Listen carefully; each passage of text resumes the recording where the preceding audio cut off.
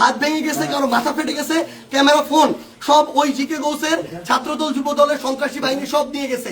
এবং আমাদের একজন ভাইয়ের চোখে রড দিয়ে যখন গুঁতা মারছে, তার চোখ বের হয়ে আসার মতো অবস্থা, আরেকজনের মুখে রড দিয়ে বাড়ি মারছে।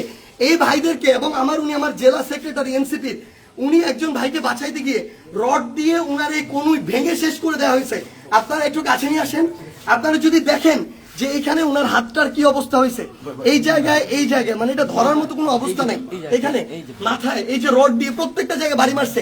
আমরা যখন আমাদের এই আহত 7-8 জন ভাইকে নিয়ে সদর হাসপাতালের দিকে যাইতেছিলাম তাদের চিকিৎসার জন্য, তখন সদর হাসপাতালের সামনে ওই 24শে জুলাইয়ের সময় যেমন খুনি বাহিনী যেভাবে আক্রমণ করছিল হাসপাতালের গেটে, ঢাকা মেডিকেলের গেটে, ওইভাবে আমাদেরকে খুনি বাহিনী এইখানে ছাত্রদল যুবদলের সন্ত্রাসী ক্যাডাররা, জিকে গাউসের ক্যাডাররা, তারা আমাদেরকে আক্রমণ করে হাসপাতালে পর্যন্ত ঢুকতে দেয় নাই। এখন আমি যখন আমার ভাইদের নিয়ে যাচ্ছিলাম, তারা আমার হাতে পর্যন্ত রড দিয়ে বাড়ি মারছে, ইট মারা শুরু করে, এরপরে রড থেকে শুরু করে যত ধরনের তাদের লাঠি সোটা এগুলো তারা মারা শুরু করে।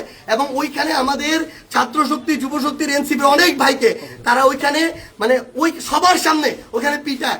এবং আমরা এখানে পুলিশ দেখলাম, আমাদের সামনে থাকা তো দূরের কথা, আমাদের সাথে থাকা তো দূরের কথা, এত বড় হামলার পরে তারা পিছনে দাঁড়ায় দাঁড়ায় নাটক দেখতেছে। এই ছিল অবস্থা।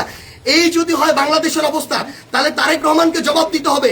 এটা কি তারেক রহমানের সন্ত্রাসী বাহিনী, যেই বাহিনী মানুষের উপরে এইভাবে শুধুমাত্র দ্বিমত করার কারণে, সমালোচনা করার কারণে এভাবে আক্রমণ করতেছে?